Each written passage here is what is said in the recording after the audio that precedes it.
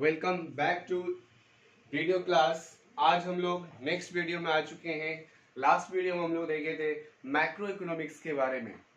Macro economics क्या है, क्या उसका कैरेक्टरिस्टिक्स है, क्या इसका इम्पोर्टेंस है एंड क्या उसके लिए डिसएडवांटेज या लिमिटेशंस के बारे में हम लोग ऑलरेडी पढ़ चुके हैं। चलिए आज स्टार्ट करते हैं। आपका ये फर्स्ट टॉपिक होगा इकोनॉमिक्स का और ये है आपका यूटिलिटी। यूटिलिटी का मीनिंग क्या होता है, क्या क्या इसका कैरेक्टरिस्टिक्स होता है और क्या यूटिलिटी को मेजरमेंट किया जा सकता है या नहीं किया जा सकता है। पहले इस टॉपिक को पढ़ेंगे, फिर उसके बाद हम लोग पढ़ेंगे टोटल यूटिलिटी क्या होता है, मार्जिनल यूटिलिटी क्या होता है एंड उसका फिर ग्राफ वगैरह बना के देखेंगे कि क्या उसका प्रोसेस है। चलिए लेट स्टार्ट करते हैं। आपको इसमें कोई भी कॉम डाउट हो, कोई भी कंफ्यूजन हो, आप कमेंट करेंगे, हम आपको जरूर 100% आपको रिप्लाई देंगे। चलिए स्टार्ट करते हैं। यूटिलिटी यूटिलिटी होता है क्या है, ध्यान से आप समझेंगे। हम साइड हो जाएंगे तो आप स्क्रीनशॉट ले लेंगे, बाद में आप नोट्स बनाते जाएंगे। नोट्स बनाने से ये फायदा होगा कि आपको फ्यूचर में एग्जाम के टाइम में आपको फिर से वीडियो देखने की जरूरत नहीं पड़ेगा। अगर वीडियो आपको देखना भी पड़ेगा तो स्पीड से ज़्यादा कर देंगे तो आपको नोट डाउन करने की कोई जरूरत नहीं पड़ेगा। अभी आप नोट डाउन नहीं करेंगे जब तक ऑल टू ऑल टॉपिक हम क्लियर नहीं कर देंगे, आप स्क्रीनशॉट ले करके तो बाद में नोट डाउन कर लेंगे, अभी टॉपिक पढ़ने के बाद में। चलिए स्टार्ट करते हैं। यूटिलिटी क्या होता है? Utility means want satisfying power of a commodity. Utility का क्या मीनिंग हुआ? यूटिलिटी मीन्स होता है satisfaction. Utility means want satisfying power of a commodity. किसी भी कमोडिटी के अंदर, कमोडिटी का मतलब क्या होता है? गुड्स होता है। किसी भी कमोडिटी के अंदर में एक पावर होता है कि वो सेटिस्फाई करता है। किसको सेटिस्फाई करता है? ह्यूमन के वांट्स को सेटिस्फाई करता है। फिर है और the capacity of a commodity, उसी को रिवर्स करके हम लिखें, और capacity of the commodity to satisfy of a particular want of consumer. किसी भी कमोडिटी में जो एक पावर होता है, क्या लिखें? Capacity of a commodity. किसी भी कमोडिटी के अंदर में एक कैपेसिटी होता है जो सेटिस्फाई करता है। किसको सेटिस्फाई करता है? The particular wants of the consumers, जो किसी पार्टिकुलर कंज्यूमर्स को वांट्स को सेटिस्फाई करते हैं। हम लोग किसी भी कमोडिटी को परचेज करते हैं, किसी भी गुड्स को हम लोग परचेज करते हैं। क्यों परचेज करते हैं? बिकॉज वो मेरे वांट्स को सेटिस्फाई करता है। अगर वो मेरे वांट्स को सेटिस्फाई नहीं कर सकता, मेरे नीड्स को सेटिस्फाई नहीं कर सकता, तो हम किसी भी कमोडिटी को परचेज नहीं कर सकते हैं। तो यूटिलिटी एक ऐसा पावर होता है किसी भी कमोडिटी के अंदर में जो ह्यूमन के वांट्स को सेटिस्फाई करता है। उसके बाद में है it is a function of intensity of want. ये फंक्शन होता है इंटेंसिटी ऑफ वांट्स का। Greater the consumer intensity of consumption for a particular goods. कहता है ये एक ऐसा इंटेंसिटी होता है किसी भी कंज्यूमर्स के लिए जिसके कस्टमर्स के पास में, जिस कस्टमर्स के पास में इंटेंसिटी जितना ज्यादा होगा, इंटेंसिटी ज्यादा जितना जिसका ज्यादा होगा, उस कस्टमर्स को यूटिलिटी उतना ही ज्यादा सेटिस्फैक्शन मिलेगा। यूटिलिटी में सेटिस्फैक्शन। तो कहता है it is a function of intensity of want greater the consumer intensity of consumption. ज्यादा जितना ज्यादा होगा फॉर ए पार्टिकुलर प्रोडक्ट, जिस प्रोडक्ट के कंज्यूमशन कर रहा है उसके लिए इंटेंसिटी आपका कितना है, greater will be the utility obtained by the consumers with the consumption of that goods. तो ओवरऑल कहना ये हुआ कि जो कंज्यूमर्स है, जिस उसके पास में किसी भी प्रोडक्ट को बाय करने का, परचेज करने का, उसके कितना सेटिस्फैक्शन है, कितना इंटेंसिटी है, वो डिपेंड करता है कि अगर उसका इंटेंसिटी ग्रेटर होगा तो उस प्रोडक्ट से ऑब्टेन करने के बाद में उसको ग्रेटर सेटिस्फैक्शन मिलेगा। अगर उसका इंटेंसिटी लो होगा तो उसका जो सेटिस्फैक्शन पावर होगा वो भी उसका क्या हो जाएगा? लो हो जाएगा। तो उसका वांट्स क्या है, उसका इंटेंसिटी क्या है, उसका डिजायरनेस क्या है, वो डिपेंड करता है यूटिलिटी में। उसके बाद में यूटिलिटी का क्या क्या कैरेक्टरिस्टिक्स होता है। पहला है utility psychological phenomena. Psychological phenomenon का मतलब होता है कि एक ही प्रोडक्ट है, किसी के लिए वो ज्यादा दिमाग की उपज हम बोल सकते हैं। साइकोलॉजिकल फेनोमेनन का मतलब है यहाँ पे कि एक दिमाग की उपज होता है। दिमाग की उपज हम क्यों बोल रहे होंगे, इसको ध्यान समझिएगा। एक ही प्रोडक्ट है, किसी पर्सन के लिए वो ज्यादा सेटिस्फेक्शन दे सकता है और वही प्रोडक्ट किसी दूसरे पर्सन के लिए वो लो सेटिस्फेक्शन दे सकता है और वो कम सेटिस्फेक्शन दे सकता है। तो ऐसा क्यों होता है? ये दिमाग की उपज है, ये दिमाग की उपज है और इसी के बेसिस पे हम लोग काम करते हैं। तो पहला क्या हुआ? It is a psychological phenomenon. दूसरा इट इज सब्जेक्टिव। एक आप देख दो, एग्जाम में दो तरह का क्वेश्चन होता है। एक आपका ऑब्जेक्टिव एग्जाम होता है जिसमें कि एमसीक्यू आपको फिल करना होता है, और एक आपका सब्जेक्टिव होता है।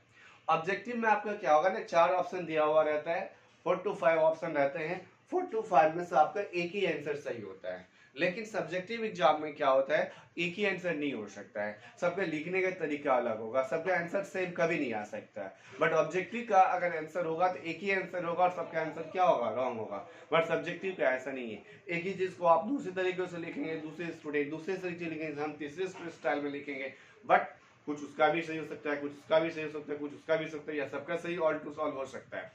तो सब्जेक्टिव का जब भी होगा आंसर तो वो आंसर सेम नहीं हो सकता, बट ऑब्जेक्टिव का आंसर पॉसिबिलिटी है कि सबका आंसर सेम हो सकता है।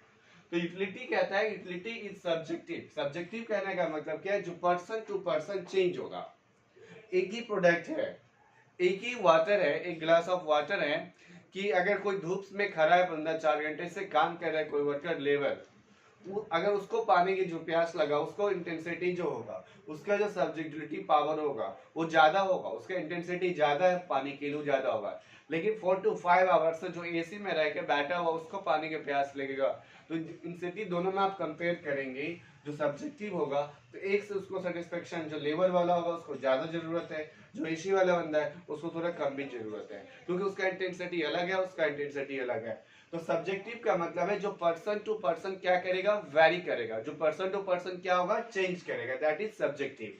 और साइकोलॉजिकल फेनोमेनन का क्या मतलब, साइकोलॉजिकल फेनोमेनन का क्या मतलब, तो ये दिमाग की उपज है। यूटिलिटी कैसे मेजरमेंट करते हैं? Utility is relative concept. Relative concept का मतलब क्या होता है कि जो टाइम टू टाइम चेंज हो जाए। जैसे कि मान लो अकॉर्डिंग टू जो टाइम चेंज होगा उसको हम लोग बोलते हैं रिलेटिव कंसेप्ट। जैसे मान लो अभी समर का टाइम है, तो ठंडे वाला जो कपड़ा है, स्वेटर हो गया, जैकेट हो गया, इस सब का डिमांड अभी क्या होगा, नहीं होगा।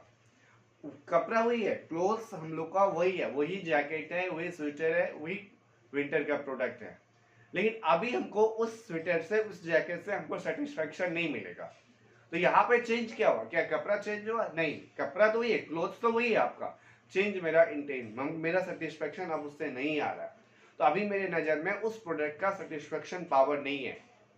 अभी एसी का, फ्रिज का, कूलर का, इस सब का डिमांड, फैन का, इस सब का डिमांड अभी बढ़ेगा। तो कहने का मतलब ये है, यहाँ पे रिलेटिव कहने का मतलब है जो अकॉर्डिंग टू टाइम चेंज हो जाता है, अकॉर्डिंग टू इन्वायरमेंट चेंज हो जाता है, उसको हम लोग बोलते हैं रिलेटिव नेचर।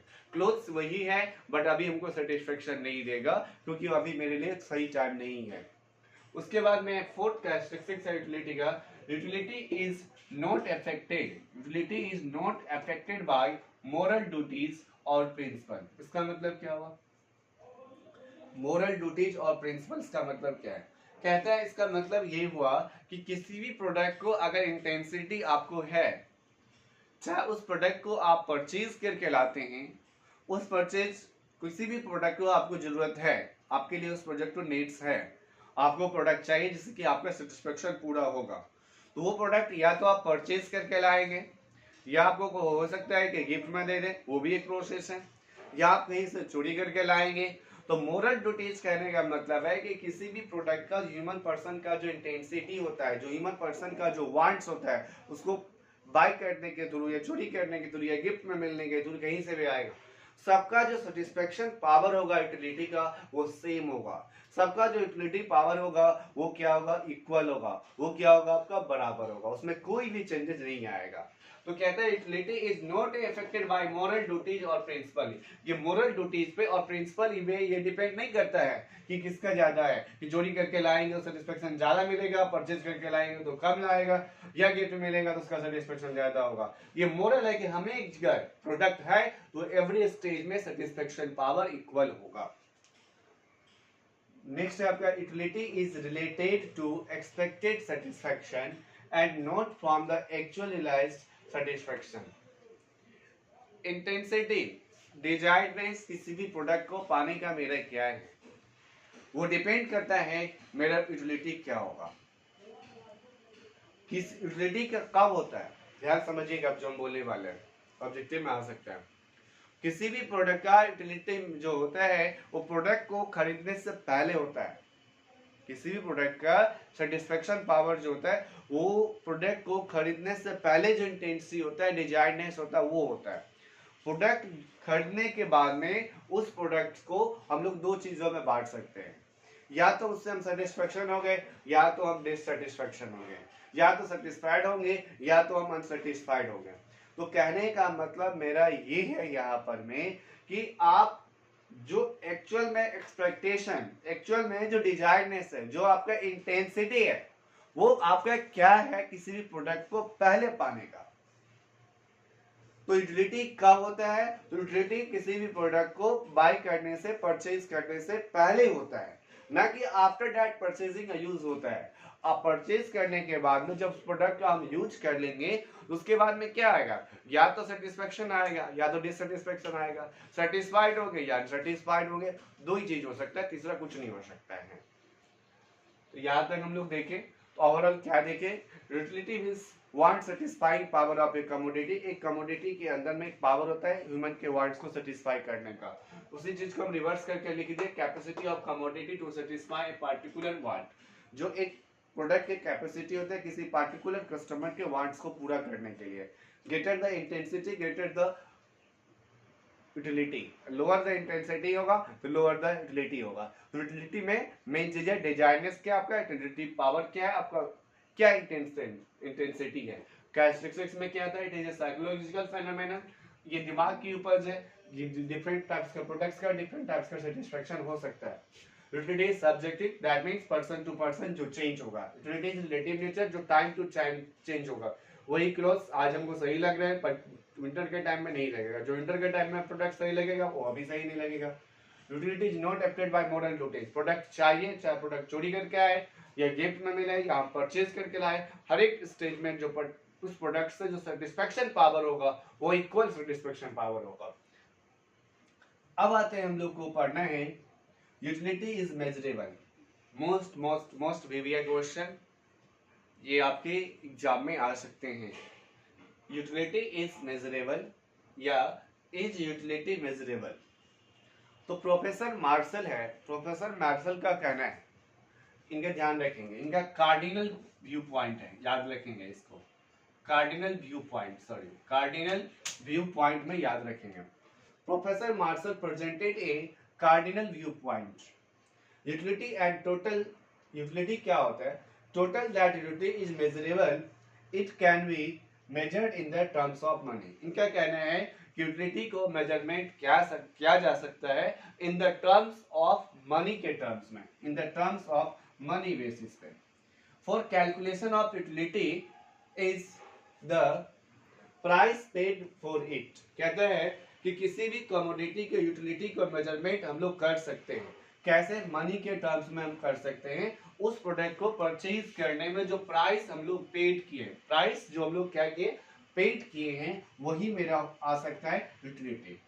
यूटिलिटी को असाइन का नंबर ये दिए हुए हैं, यूटिलिटी कार्डिनल नंबर्स 1 2 3। अब ये 1 2 3 क्या है, लॉजिक समझिएगा। अगर आपसे एग्जाम में क्वेश्चन पूछा जाए ऑब्जेक्टिव में, what is utility, features of utility या characteristics of utility, and lastly जो समझा रहे हैं अभी, क्या यूटिलिटी को मेजरेबल किया जा सकता है। मेजर्स मतलब क्या होता है, मेजरमेंट का मतलब होता है हर एक चीज का एक मेजरमेंट ऑफ यूनिट्स होता है। जैसे मार्कर को पीस में परचेज कर सकते हैं, मोबाइल को नंबर्स में, मार्कर्स को भी नंबर्स में होगा, लिक्विड प्रोडक्ट को हम लोग लीटर में करते हैं, जो राइस होता है, वेट होता है, इस सब को हम लोग केजी में करते हैं। तो हर एक चीज का अपना एक मेजरमेंट ऑफ यूनिट्स होता है। तो जो सेटिस्फेक्शन पावर है, जो यूटिलिटी है, क्या उसका मेजरमेंट किया जा सकता है। तो जितने भी इकोनॉमिक्स थे सबने नहीं बताया, बट मार्शल ने कहा कि हाँ यूटिलिटी का मेजरमेंट हम लोग कर सकते हैं। कैसे कर सकते हैं, तो इन द टर्म्स ऑफ मनी में हम लोग यूटिलिटी का मेजरमेंट कर सकते हैं। अब ये कार्डिनल व्यू पॉइंट का मतलब क्या है, जैसे आप पेन परचेज करते हैं 10 रुपीज का, आप एक पेन परचेज किए 10 रुपीज का, तो उसका मान लेते हैं 10 रुपीज में जब परचेज किए, 10 रुपीज में परचेज किए, तो उसका मान लेते हैं कि 1 हुआ कार्डिनल नंबर, ठीक है। बट अब जब दूसरी बार पेन परचेज किए, तो अभी आप 10 रुपीज का परचेज किए, दूसरी बार आप पेन परचेज किए, तो आपने इन्वेस्टमेंट वहां पे कर दिया, परचेज किया 20 रुपीज का पेन। अब बताओ पहले बार कितने का पेन परचेज किया, 10 का, अब कितने का परचेज हुआ, 20 का। तो इसका अगर कार्डिनल नंबर 1 है, तो इससे तो डबल इन्वेस्टमेंट किया, तो कार्डिनल नंबर यहाँ पे क्या हो जाएगा, 2। तो मेरा जो सेटिस्फेक्शन होगा, जो यूटिलिटी होगा इस प्रोडक्ट से, पहले वाले पेन से, जो दूसरे वाले पेन का यूटिलिटी पावर होगा मेरी नजर में, एक्सपेक्टेशन होगा, जो डिजाइननेस होगा, जो इंटेंसिटी होगा, उससे वो डबल होगा। क्यों डबल होगा, क्योंकि प्राइस पेड, एक्चुअली जो प्राइस पेड किए फॉर इट, उस प्रोडक्ट कमोडिटी के लिए, वो मेरा डबल है। तो जब वो मेरा डबल होगा तो फिक्स है कि वो भी डबल होगा ही। अब मान लो तो 10 का कार्डिनल नंबर कितना दिए, 1, 20 का कितना दे दिया, 2। अब मान लो थर्ड पेन हम परचेज के 30 रुपीज का, इसका जो कार्डिनल नंबर होगा 3। मान लो 40 का परचेज किया, इसका कार्डिनल नंबर होगा 4। तो यहाँ पे जो हम लोग मेजरमेंट किए इन द टर्म्स ऑफ मनी में किए, और इसका कार्डिनल नंबर दिया हुआ है, utility can be assigned cardinal numbers 1 2 3 4 5 6 कुछ भी हो सकता है, ये इंक्रीजिंग ऑर्डर में बढ़ता जाएगा। तो अगर हम लोग पहले के कंपैरिजन में दूसरे प्रोडक्ट में ज्यादा इन्वेस्टमेंट करते हैं, ज्यादा रुपीज लगाते हैं, तो उस प्रोडक्ट से जो मेरा एक्सपेक्टेशन होगा, जो मेरा सेटिस्फेक्शन होगा, हम ज्यादा सोचेंगे, जो इंटेंसिटी होगा, जो डिजायरनेस होगा, उस प्रोडक्ट से मेरा ज्यादा होगा। चलिए इस वीडियो में इतना तक ही रखते हैं। इज यूटिलिटी मेजरेबल तक कार्डिनल नंबर के थ्रू प्रोफेसर मार्शल पहला ऑब्जेक्टिव, कार्डिनल व्यू पॉइंट है उनका दूसरा ऑब्जेक्टिव, इसमें एक एसआई नंबर दिया जाता है थर्ड ऑब्जेक्टिव, और इन द टर्म्स ऑफ मनी के में निकाला जाता है 4 ऑब्जेक्टिव। इससे कैरेक्टरिस्टिक्स, कमोडिटी, यूटिलिटी क्या है, power of a commodity satisfied, physical है, सब्जेक्टिव है, रिलेटिव है, मोरल ड्यूटी से ये अफेक्टेड नहीं होता है। आपको इस पे कुछ भी डाउट हो कमेंट करिएगा, अब आपका 100% रिप्लाई देंगे। वीडियो के डिस्क्रिप्शन बॉक्स में मेरा नंबर मिल जाएगा, आपको किसी भी दिक्कत का कोई भी दिक्कत हो आप फोन करके या व्हाट्सएप करके भी आप मैसेज करके आप पूछ सकते हैं। वीडियो के डिस्क्रिप्शन बॉक्स में आपको नंबर मिल जाएंगे, बट कंडीशन ये है कि अगर हम आपको फोन नहीं रिसीव करेंगे तो आप हमें मैसेज ही करेंगे, हम आपको रिप्लाई करेंगे। फोन हम रिप्लाई कर पाएंगे, इवनिंग में करेंगे या मॉर्निंग में कर पाएंगे, बिकॉज की सब इवनिंग के टाइम में से पहले क्लास में रहेंगे तो कॉल जनरली हम रिसीव नहीं करते, इसलिए हम रिसीव आपको कॉल नहीं कर पाएंगे। Thank you, all the best.